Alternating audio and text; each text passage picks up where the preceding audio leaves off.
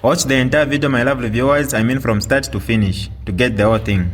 Without wasting much of your time, let's get right into it. This is DJ Mutati exclusive.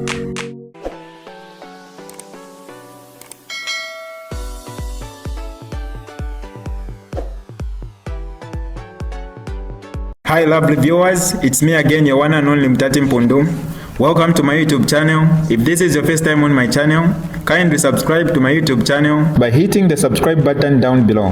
Turn the bell icon to join the notification squad. Don't forget to like, share, and leave a comment.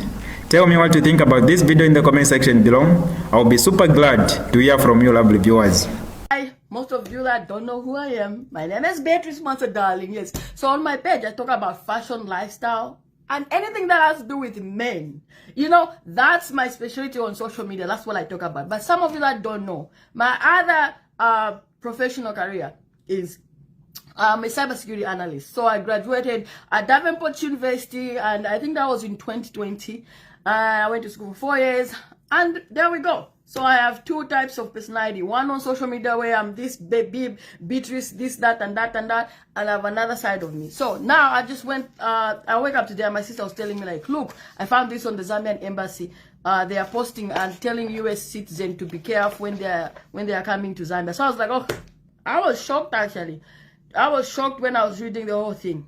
So let's talk about Zambian new cybersecurity law. What you need to know. My darling. So, what does the new law says? It means, my darling, I made sure I write everything down. It means all tech and communication companies in Zambia must monitor your messages, your calls, your email, your online activity. And if they find anything considered critical information, they are required to send it to the government. But if there is problem, critical information is not clearly defined. What is critical information? So it could be anything. You can be just telling somebody that this and this. And I'm opposite parties. You can be just making a plan. At least meet so and so and so. It can be considered. You know where I'm going. It can help the government fight crime, cybercrime, scams, and online bullying. Okay, it can be used to protect national security and stop dangerous activities online. And I think they're trying to make Zambia technology laws to match today's digital world. I don't know if that's the route they're going. That's the positive side. That I just talked about the good part. Now, let's talk about the bad part. It takes away your privacy. Yes, you have heard me. Your calls, texts, and emails can be watched. The law is too broad, meaning any conversation could be flagged. Like I said, anything you can be talking about here. Okay, my guy. But we know can be flagged. Anything. Because they haven't specifically said what is considered suspicion. Okay? It could be that this is at the cons. It could be misused to spy on people who speak against the government. People may start to fear speaking freely online, even if you are innocent. It might affect business, especially international one that value private digital privacy. And that's true. The moment I read about this, the first thing that came to my mind is like, so that means Gandelanta sister and WhatsApp, all my transaction, my business transaction phone Zambia. I was like, this is just my thing that came. How does this compare to other countries? So in the US, in the country like US, the government needs permission, a warrant to monitor your communication. Kuno particular ku US. Kuno. The government cannot just spy you anyhow. They need court permission to spy on someone. They need the warranty. So Zambian cybersecurity laws are harsh compared to US. US is more lenient. They cannot just spy anyhow. They need warranty from the courts for them to do that. But remember, but countries like China, Russia, Iran, Egypt, and Uganda have similar strict surveillance where the government watches internet activity very close. Which country are there? Even Russia. So you know where we are going. Even in Rwanda, Tanzania, Ethiopia, online activity also monitored. People can be arrested for social media posts. So you know where we're going. So what should you do right now? That you know the good and pros of this. Be aware of what you post online and share, because everything will be monitored. Avoid sending sensitive information through digital platforms. Shared business. Speak up, but don't stay quiet, but stay safe. But here's my thing about all this. I've told you my whole pros and cons. But my final thought is the law is also good and bad. The good part is it will eliminate a lot of bullying, a lot of cyber crimes, a lot of online scams. But also it's got bad where it will take away a lot of human rights privacy when it comes to social media. For me, my biggest fear is privacy, and it's like fear of losing privacy and freedom. That's why you see the U.S. Embassy has to warn all American citizens traveling to Zambia about this, because they know how important the U.S. value privacy. So Zambia finally has joined other countries who are very strict with cybersecurity laws. So, my darling, please understand these laws so that you don't get involved, you don't get yourself in problem. But here is my personal opinion. This was me from a professional viewpoint. Here is my personal opinion. I remember not last year. I remember when Bakayinde Chema was becoming president. I don't know which year. But the other former government restricted social media, Facebook, and everything. And there was people where I remember I went live and talked about, and other people talked about. Also, I remember I went live and talked about use VPN, and other people did the same thing. So, we are having election next year in Zambia. I know I'm not going to be there to vote because I live here in the US. And I'm talking about this because Zambia is also my second home. I'm a Zambian American. I'm a citizen in America, but I'm also a citizen in Zambia. That's why I have 2 passports. But my biggest concern is, if when our current president, for him to become president, the former government puts restriction on people going online. So why would you do this 1 year before your election? Zambian people are not down. Why would you put this restriction 1 year before the election? That's what got me thinking. Are you doing it so you can know what the opposition party is doing? That's my personal question, because it doesn't make sense to me, especially when there was voting, something happened with people people couldn't get online and go on WhatsApp because they couldn't get them because the government probed, and then everybody was using VPN. So now exactly 1 year before the next election, this law is implicated. Are you doing this so you can spy on the other opposition party?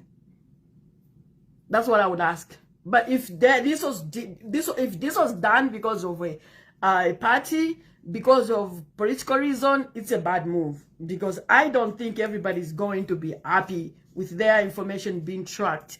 Yes, I remember days ago I posted in Zambia. I don't know why someone would be wanted in Zambia, but they're free on social media. But those things needed to be implemented in a way where it doesn't infringe with the citizen. Like, for example, like in US, I'm not comparing Zambia to US at all. But for example, in US, for the government to get that data, they had to go to the they have to go to the communication company and get warrant for them to do it. They don't just give this. They wait, and then they give them. So that is one way that they do it. But now, I don't know in Zambia if it's going to be the same, that they have to get a warranty for them, the information to be released. But that is the common. That's how it is. I'll give you an example. If I am working on a case in Zambia where somebody's, not in Zambia, in America, where a company calls and they're having like breach. You don't just, and then we found out that the IP address that was pinned was somewhere there, and so we need cell tower information. We have to go to that company. You have to go to court and request for, request for warranty. And once the government, the court gives you warranty, you can go to the communication system, company and request, like, we need information when this person tested this person, or when this phone, this number traveled from here to here. They don't just give you that without warranty. And so that's why I was saying the other day, I don't know why I said that, but I just said that few days ago. The post is still there, where I was talking about this and that. So if that is the case, then we'll be okay. But if they are gonna monitor anybody anyhow, that's a little bit, you know, where even if they're not gonna do anything, but they'll be just when you're testing, you'll be like, so the government knowing I'm getting a booty call, so the government, so that they know that I'm going there. It's just going to be that a little bit scary. So for me, I would like to know and see the document. Does it require the government to go to court and get warranty before they can do anything? If it requires them, well, that is well and good, because that's what they're doing in America. That's what they do. In America, when someone broke the law or there is a crime, let's say somebody committed a crime, the police just don't go to that person's phone and take it. They need to have a warranty to look at even deleted things. For example, when you are doing forensics, computer forensics, let's say some of you delete something on your computer and you think it's deleted. It never gets deleted. So there is computer forensics. That's where somebody can go into your computer and see what more is laying around into those cache, deleted, whatever. But sometimes in some cases where if it was done on like on a certain, like let's say Facebook Messenger, the government have rights to go to court and say they need warranty to give to Facebook to release that information. That does happen in US a lot. That's why in America, you cannot just think you're going to on Facebook and do stupid stuff and then you're going to get away with it. If it's really serious, they're going to catch you. But that's the pros and cons. For me, I think it's got good coin and it's got bad. So that's what I'm thinking. This whole thing, yes, it will fight a lot of cybercrime. It will fight a lot of scam. It will fight a lot of people like to come and insult the president and who like to just say anything anyhow. It will catch a lot of people. But also, the cons about it is, will it affect regular citizens' freedom of speech and light on social media? But, you know, every new law's got pros and cons. Everything in life has got good and bad. So for me, I was speaking from a cyber point of view and my little personal opinion. So it's got good and bad. But the thing is, my only thing my personal thing, I was like, it's too close to like they're having election next year. I don't know how this is gonna affect the election, because I don't know how Zambians if they like being monitored. So maybe could have best done after the election. For me, I think so. Then they can focus on the economic, because believe me, people would rather have food, rather have the economy is good than having this. Yeah, it's good and bad move. It's got pros and cons. But for me, I just think that it's at the wrong timing for me. That's how I just feel. This is my personal opinion. But otherwise, I remember exactly just days ago, I was just like, wow, in Zambia, I can't believe that somebody will come online and do this. Wow, now guys, you'll be caught. Now I saw on Facebook or some now they'll just go, I don't know, whatever, Airtel, which number was, okay, this person and this person, what are they registered under? But they already had that power though. They already had that power. But now they just made it easier. So that is my personal opinion. Like I said, I don't talk about politics, but anything that involves cybersecurity, yeah, I'll talk about it. That's where I love cybersecurity. I love analyzing things. That's why I'm an analyst. So I'm an analyst because I love when things get breached. There is problems, solve it, what happened, what caused it, what IP address came from, what country. If they use the VPN, how can we bypass that? That's my thing. I got two sides of me. I got the side that comes on social media and be like, oh my God, I'm a bossy. And I got the other side where if I become serious, I'm serious. So anyway, questions and answers. So this is just me saying my personal opinion and also looking at this new law, goods and bad. For me, just think about it. So these are things that you guys need to know. Yeah, so no more bullying people on social media. You think you get away with it. Why? It's just Facebook. You can be just be. Fellow Zambian citizens, today marks a very sad day in the history of this country, as it has officially been announced that the President of the Republic of Zambia, President Hakainde Hichilema, has officially signed into law the cybersecurity as well as the cyber crimes law.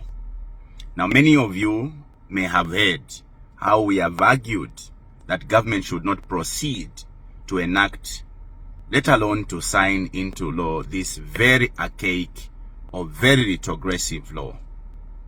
For those of you who have a healthy memory, you remember that the UPND in opposition were the loudest in crying out when the PF enacted the cybersecurity and cyber crimes law, on the basis that this law was going to be infringing on people's rights to freedom of expression. Colleagues, against all the voices that have spoken to reason with the UPND, the president has today decided to proceed and sign this cybersecurity and cyber crimes law into laws.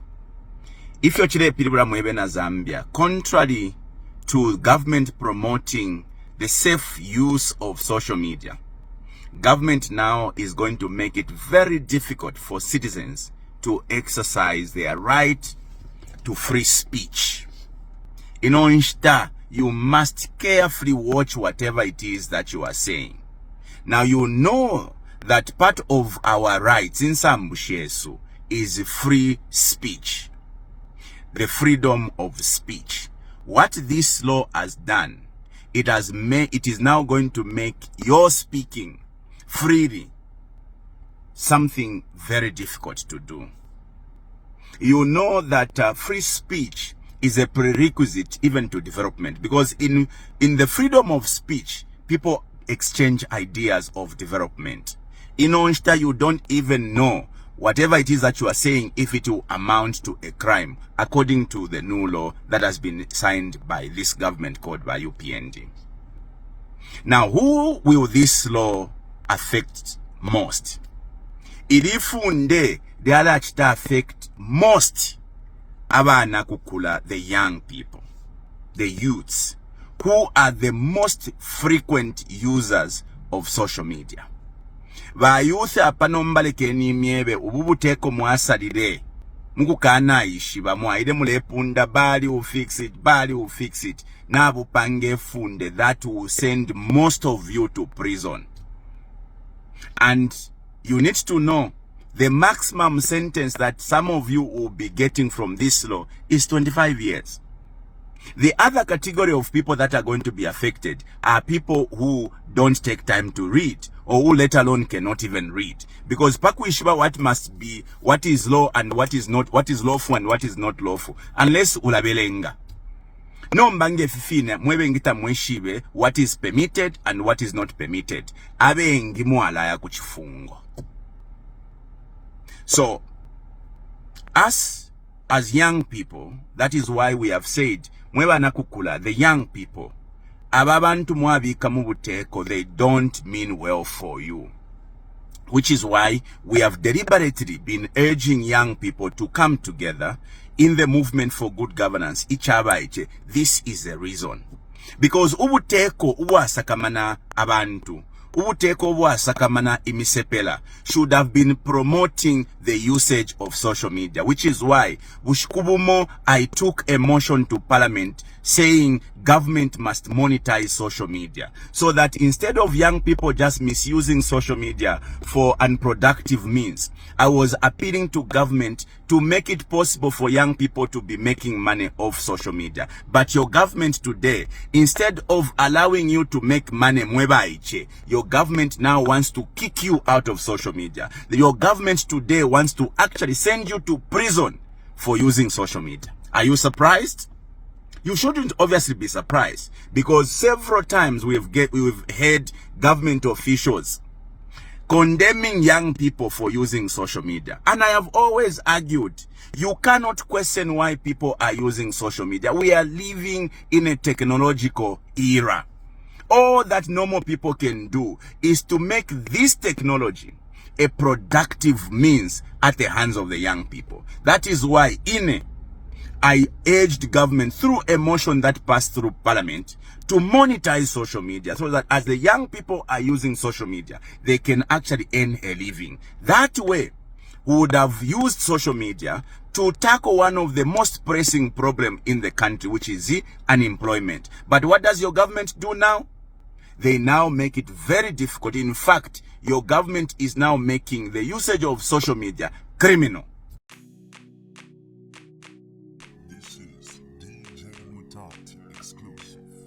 Alright, that's all right for you today, lovely viewers. If you did enjoy the video, please don't forget to leave a comment in the comment section below. Tell me what you think about the video you just watched in the comment section below. I'll be super glad to hear from you, lovely viewers. Once again, I go by the name of Mutati Mpundu. I love you, peace, I gotta go.